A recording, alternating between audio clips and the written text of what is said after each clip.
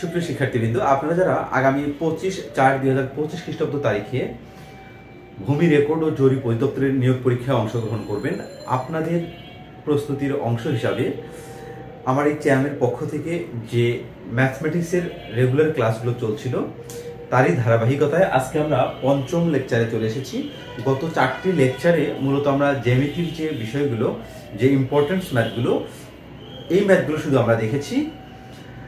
আপনারা যদি জ্যামিতি পার্ট থেকে আমি যে ম্যাথসগুলো দেখিয়েছি, এই ম্যাথসগুলো এবং এর আশেপাশে যে রুলসগুলো আমি বলেছি, শুধু এগুলো যদি কাভার করে রাখেন তাহলে আমার মনে হয় না ম্যাথমেটিক্সে আপনার কোনো প্রবলেম হবে জ্যামিতি পার্ট থেকে। আজকের এই ভিডিওতে আমরা ম্যাথমেটিক্সের বাকি যে অধ্যায়গুলো ছিল এই অধ্যায়গুলো আমরা দেখার চেষ্টা করব। এখানে দেখুন, আমি যে ম্যাথটি উঠিয়েছি, এই ম্যাথটি বিভিন্ন মন্ত্রণালয়ের ব্যক্তিগত কর্মকর্তা 2022 সালে এসেছিল। এখানে এই সংখ্যাটা এখানে এই ম্যাথসটি সংখ্যা অধ্যায় থেকে নেওয়া হয়েছে। এখানে বলা হচ্ছে root over something into root over something equals to কত, এটা আপনাকে বের করতে হবে। দেখুন, এই ম্যাথগুলো কিন্তু খুব ইজিলি আমরা সলিউশন করতে পারি। 2 থেকে 3 উপায়ে অঙ্কগুলো করা যায়। আমি দুইটা সিস্টেম এটা দেখাবো।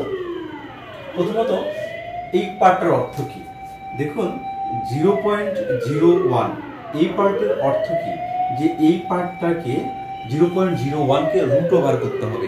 0.01 কে রুট ওভার করতে হবে। এইটাকে যদি আমরা রুট করি তাহলে কিন্তু আমরা জাস্ট হচ্ছে এই 0.01 এর জন্য শুধুমাত্র একটা 1 পাবো।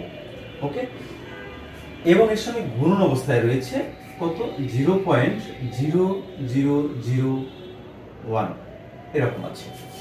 আমরা জানি যে প্রতি জোড়া উৎপাদকের জন্য একটা মাত্র উৎপাদক আসে এই রুট ওভারের যে ক্যালকুলেশনগুলো এগুলোতে।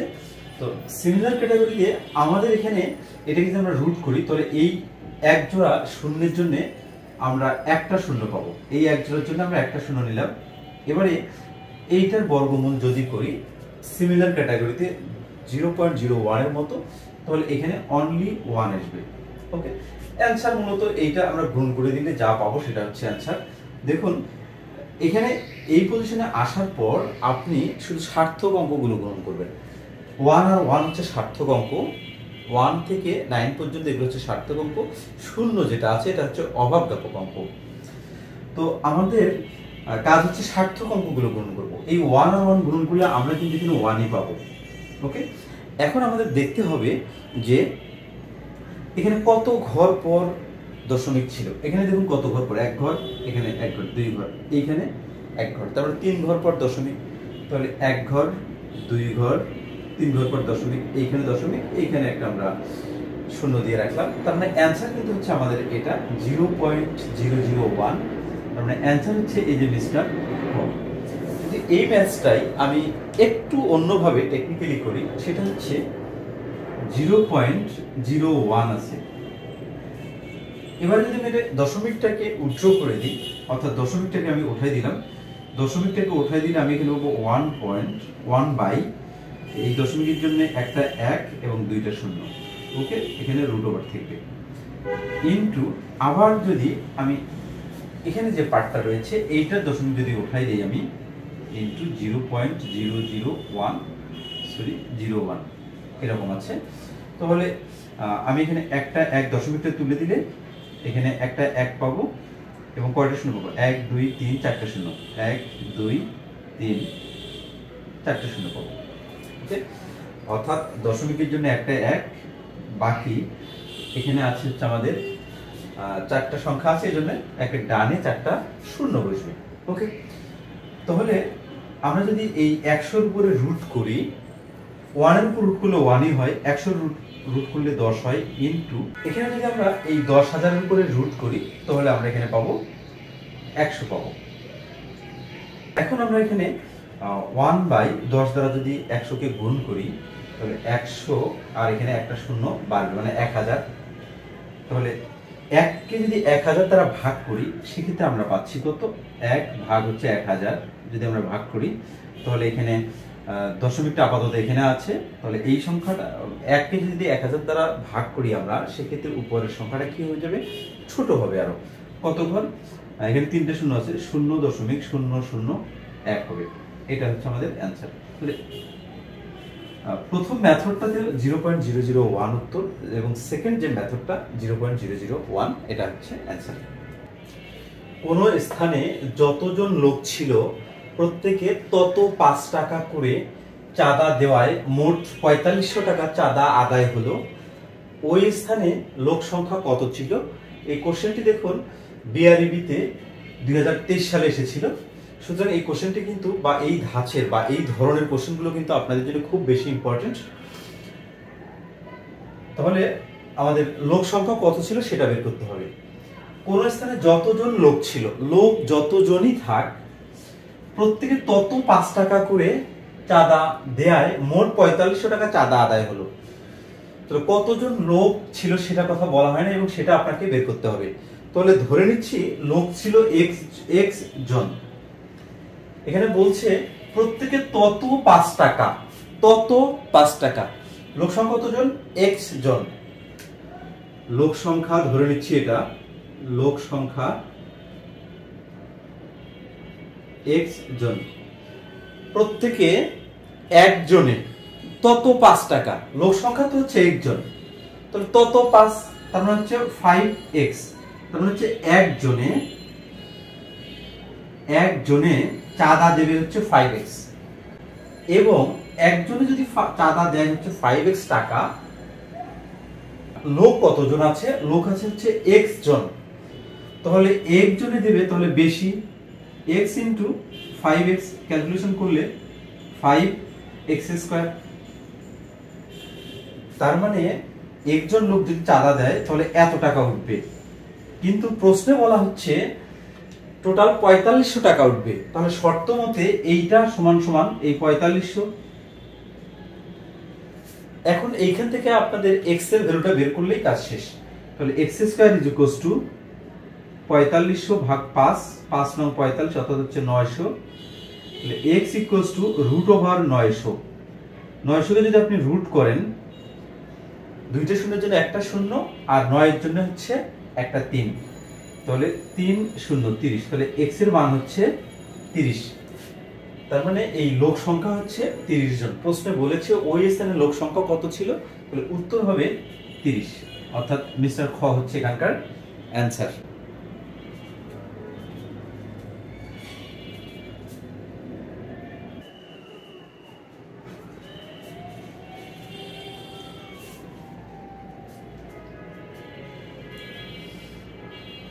আপনারা যারা বর্তমান সময়ে বিভিন্ন চাকরি পরীক্ষায় অংশগ্রহণ করছেন আপনারা কিন্তু জানেনই যে সব সময়ে আপনাদেরকে সংখ্যা অধ্যায় থেকে যে কোশ্চেনগুলো আসে এই কোশ্চেনগুলো ফেস করতে হয়। অর্থাৎ প্রত্যেকটা পরীক্ষাতেই সংখ্যা অধ্যায় থেকে অঙ্ক আসে। সেই উদ্দেশ্যে মূলত আমি এখান থেকে সংখ্যা অধ্যায়ের একটি অঙ্ক উঠিয়েছি, গুরুত্বপূর্ণ একটি অঙ্ক। এখানে বলা হচ্ছে দুটি ক্রমিক পূর্ণ সংখ্যা নির্ণয় করুন যাদের বর্গের অন্তর 47। ক্রমিক পূর্ণ সংখ্যা মানে হচ্ছে 2, 3, 4, 5, 10, 11, 15, 16 এগুলো হচ্ছে ক্রমিক সংখ্যা এবং পূর্ণ সংখ্যা, ফ্র্যাকশন হলে হবে না। এই কথা বলা হচ্ছে। এই অঙ্কটা আমরা 2 থেকে 3 ভাবে আমরা করতে পারি। দুইটি ক্রমিক পূর্ণ সংখ্যা নির্ণয় করুন। ধরুন একটি সংখ্যা যদি হচ্ছে আপনার 5 হয় তাহলে পরের ক্রমিক পূর্ণ সংখ্যাটা কত হবে? তাহলে 6 হবে। 5 থেকে 6 আমরা কিভাবে পাবো? তার মানে একটা যদি x হয় 5 থেকে 6 আমরা পাচ্ছি 5 এর সঙ্গে 1 যোগ করে, দেন আমরা 6 পাচ্ছি। যে কোনো সংখ্যা আপনি 10 নিচ্ছেন, এর পরবর্তী ক্রমিক সংখ্যা কত হবে? 11। এই 11 কিভাবে পাবেন? 10 এর সঙ্গে 1 যোগ করে আপনি এখানে 11 পাবেন। তার মানে একটি সংখ্যা যদি x হয় এর পরবর্তী সংখ্যা কত হবে? x + 1 হবে। এটুকু তো আমরা শিওর। তো এখন বলা হচ্ছে ক্রমিক পূর্ণ সংখ্যা নির্ণয় করুন। এমন দুটি ক্রমিক পূর্ণ সংখ্যা এখানে অপশনে দেয়া আছে যাদের বর্গের অন্তর 47। তাহলে একটি সংখ্যা যদি x হয় তাহলে অপর সংখ্যা আমরা x + 1 ধরতেই পারি। তাহলে এখন কথা হচ্ছে বড় তাহলে কোনটা? অবশ্যই এটার সঙ্গে 1 যোগ অবস্থায় আছে, সুতরাং এটা বড় এবং এটা ছোট। বর্গের অন্তর যেহেতু বলেছে সুতরাং অবশ্যই আপনাকে বড় ছোট ফাইন্ড আউট করতে হবে। আপনি ছোটটা থেকে তো বড়টা বাদ দিতে পারবেন না, আপনাকে করতে হবে কি? বড়টা থেকে ছোটটা বাদ দিতে হবে। তাহলে বড় সংখ্যাটা কত আমাদের? x + 1 এবং আরেকটা হচ্ছে ছোট সংখ্যা হচ্ছে x। এদের বর্গের অন্তর, তাহলে এইটাকে বর্গ করতে হবে, এটাকে বর্গ করতে হবে, দেন বিয়োগ করতে হবে। বিয়োগ করলে কত পাবো আমরা? বিয়োগ করলে আমরা পাবো এই 47। বইয়ে যেটা দেয়া আছে এই 47 আমরা পাবো। এখন আমাদের কাজ হচ্ছে x এর মান বের করা এবং x প্লাস 1 এর মান বের করা। যদি আমরা এটা ক্যালকুলেশন করি, ক্যালকুলেশন করলে এখানে পাচ্ছি আমরা x square plus 2x plus 1 minus x square is equals to 47। x square আর এই x স্কয়ার ক্যান্সেল হয়ে যায়। এখানে আমরা পাচ্ছি 2x, এই 1 এখানে প্লাস অবস্থায় আছে, ওই সাইডে গেলে মাইনাস হয়ে যাবে, ইজ ইকুয়ালস টু 47 মাইনাস 1, তার মানে এখানে 46, 4 আর 6 46। এখানে x আছে, 2 গুণ অবস্থায় আছে, এই সাইডে আসলে ভাগ হবে। 46 কে যদি 2 দ্বারা ভাগ করেন সেক্ষেত্রে আপনি 23 পাবেন। তাহলে x এর মান পাচ্ছি আমরা কত? 23। যে দুইটি সংখ্যা আমরা ধরেছিলাম, একটি ধরেছিলাম x আর একটা হচ্ছে x প্লাস 1। x এর মান তো 23, তাহলে x প্লাস 1 এর মান কত? 24 হবে। ওকে, তাহলে এখানে আমরা অ্যানসার দেখতেছি হচ্ছে মিস্টার খ 23 এবং 24। এই দুইটা দেখুন পূর্ণ সংখ্যা এবং ক্রমিক সংখ্যা, পরস্পর ক্রমিক সংখ্যা। এটা হচ্ছে একটা ওয়ে। আর একটা ওয়ে হচ্ছে, আমি কিন্তু আমার লেকচারগুলোতে সবসময় বলি, আপনারা যারা চাকরি পরীক্ষায় অংশগ্রহণ করতে যাচ্ছেন তাদেরকে 1 থেকে 30 পর্যন্ত সংখ্যাগুলোর বর্গ এটা আপনাদের মুখস্থ রাখতে হবে, এবং 1 থেকে 20 পর্যন্ত সংখ্যাগুলোর ঘন এটা আপনাকে মুখস্থ রাখতে হবে। অর্থাৎ 10 এর উপর বর্গ করলে কত হয়, 11 এর উপর বর্গ করলে কত হয়, এভাবে 28 এর উপর বর্গ করলে কত হয়, 29 এর উপর বর্গ করলে কত হয়, 30 এর উপর বর্গ করলে কত হয়, এই বিষয়গুলো কিন্তু আপনাকে মুখস্থ রাখতে হবে।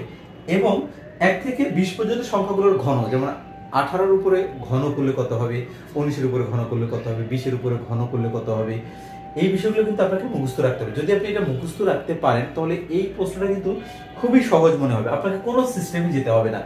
দেখুন এখানে 23 এর উপর বর্গ করলে কত হয় এবং 24 এর উপর বর্গ করলে কত হয়, এটা যদি আপনার মুখস্থ থাকে এবং আপনি যদি বিয়োগ করে দেন তাহলে কিন্তু আপনি এই 47 পেয়ে যাবেন। তো এইভাবেও আপনি কিন্তু এই অঙ্কটা করতে পারেন। সংখ্যা অধ্যায় থেকে আমরা আরো একটি গুরুত্বপূর্ণ অঙ্ক দেখব। এখানে বলা হচ্ছে যে পরপর তিনটি সংখ্যার গুণফল 120 হলে তাদের সমষ্টি কত হবে। অর্থাৎ এমন তিনটি সংখ্যা গুণ করতে হবে, ওই সংখ্যা থেকে গুণ করলে 120 হবে, এবং ওই সংখ্যা থেকে যদি যোগ করেন তাহলে তাদের সমষ্টি কত হবে সেটা আপনাকে বের করতে হবে। তো এখন এই ধরনের অঙ্ক যদি আসে, এই অঙ্কটা কিন্তু খুব বেশি ইম্পর্টেন্ট আপনাদের জন্য।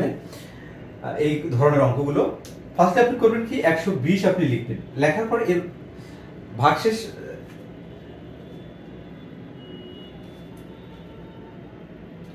ভাগশেষ থিওরির মাধ্যমে উৎপাদকগুলো বের করবেন। দেখুন এখানে 120 আছে, যদি আমি 2 দ্বারা দিই তাহলে এখানে 60 হবে, আবার যদি 2 দ্বারা দিই এখানে 30 হবে, আবার যদি 2 দ্বারা দিই তাহলে এখানে 15 হবে, আবার যদি 3 দ্বারা দিই তাহলে এখানে 5 হবে। এখন পরপর তিনটি সংখ্যার গুণফল 120, তাহলে আমরা এখানে পরপর তিনটি সংখ্যা আমাদের বের করতে হবে। একটি সংখ্যা 5, এই দুটো যদি গুণন করি তাহলে 6, এবং এই দুটো যদি গুণন করি তাহলে 4। এখন দেখুন পরপর তিনটি সংখ্যা হয়েছে, 4 একটা, 5 একটা এবং 6 একটা। এই তিনটা যদি আপনি গুণন করেন তাহলে আপনি 120 পাবেন, কারণ এই যে উৎপাদকগুলো এগুলো কিন্তু আমরা এই 120 থেকেই পেয়েছি। এখন এই তিনটির যোগ করলে কত হবে সেটা হচ্ছে প্রশ্ন। তাহলে 5 6 11 আর 4 15, তাহলে অ্যান্সার হচ্ছে আপনাদের 15। এই যে মিস্টার ঘ।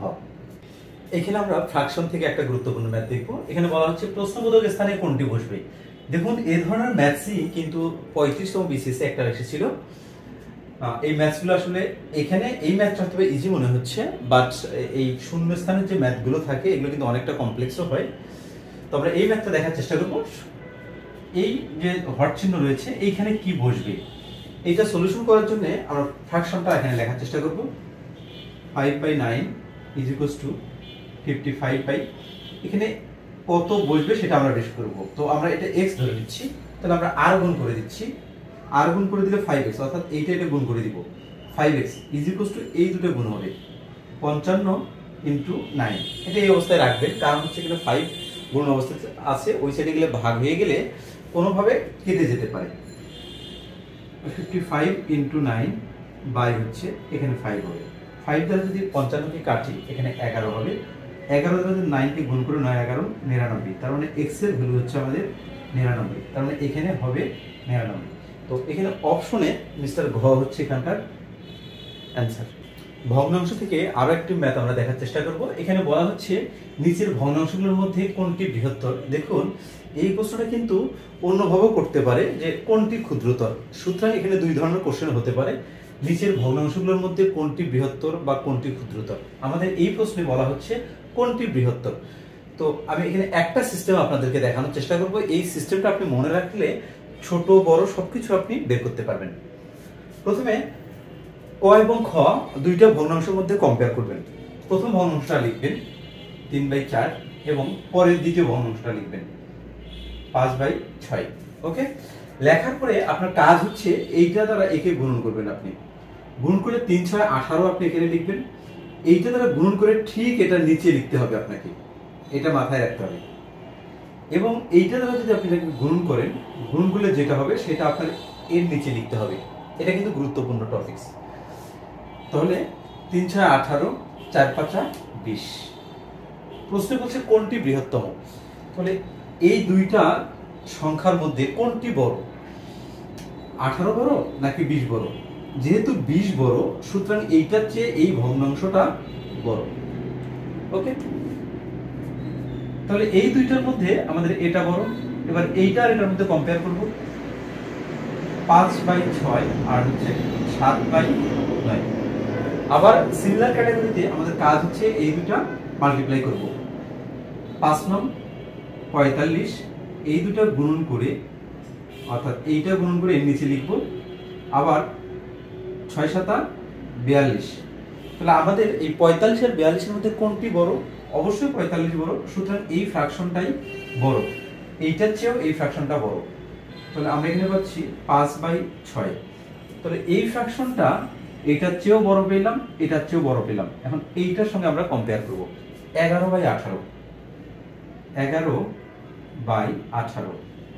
যদি আমরা আবার পূর্বের ক্যালকুলেশন করি, 5 18 এখানে হচ্ছে 90 আর এখানে 6 11 66। আমরা দেখব কোনটা বড়। এইটা বড়, সুতরাং এই ফ্র্যাকশনটা বড়, 5/6। তার মানে এখানে অপশন হচ্ছে মিস্টার খ, এটা। দেখুন, যদি আপনার হচ্ছে কোনটি ক্ষুদ্রতর বলে, তাহলে এভাবে আপনারা বের করতে থাকবেন। মানে যেটা ক্ষুদ্রতর শুধু সেটাকে রাখবেন এবং বাকিটাকে ওমিট করে দেবেন। ডেসিমেল ফ্র্যাকশন থেকে আমরা আরো একটা গুরুত্বপূর্ণ অঙ্ক দেখব। এখানে বলা হচ্ছে 0.2 0.02 0.002 0.0002 এটা গুণ করলে কত হবে? আমাদের পরীক্ষা হলে যেহেতু ক্যালকুলেটর নিয়ে যাওয়া যাবে না, সুতরাং আমরা এটা মুখে মুখে করতে পারি কিনা সেটা আমাদের দেখতে হবে। দেখুন, মুখে মুখে করার একটা উপায় হচ্ছে, এই ধরনের ম্যাথস যদি থাকে, ফার্স্টলি আপনার কাজ হচ্ছে সার্থক অঙ্কগুলো গুণন করা। সার্থক অঙ্ক এখানে কি আছে? এখানে একটা 2, এখানে একটা 2, এখানে একটা 2, এখানে একটা 2। তাহলে 4টা 2 আছে। তো 4টা 2 গুণ করলে আপনার কত হবে? 16 হবে। এই 16 আপনি এখানে লিখবেন। এবারে আপনি দেখবেন টোটাল হচ্ছে কত ঘর পর দশমিক আছে। এখানে কত ঘর পর দশমিক আছে? 4 ঘর পর দশমিক। এখানে কত ঘর? 3 ঘর। তাহলে 4 আর 3 7 ঘর। আর এখানে হচ্ছে 2 ঘর, 9 ঘর। আর এখানে হচ্ছে 1 ঘর। এই হচ্ছে 10 ঘর পর দশমিক। তাহলে 16 2 ঘর, 3 ঘর, 4 ঘর, 5 ঘর, 6 ঘর, 7 ঘর, 8 ঘর, 9 ঘর, 10 ঘর পর দশমিক। তাহলে এইটা হচ্ছে আমাদের অ্যানসার। তার মানে এখানে টোটাল 10টা সংখ্যা থাকবে দশমিকের পরে। আমরা এখানে গুণে দেখি 1 2 3 4 5 6 7 8 9 10। মানে অ্যানসার হচ্ছে মিস্টার ঘ। এই ছিল আমাদের পঞ্চমতম ম্যাথমেটিক্সের লেকচার। নেক্সট ভিডিওতে ইনশাআল্লাহ ষষ্ঠ লেকচারে আরো গুরুত্বপূর্ণ কিছু ম্যাথ শিখবো। আল্লাহ হাফেজ।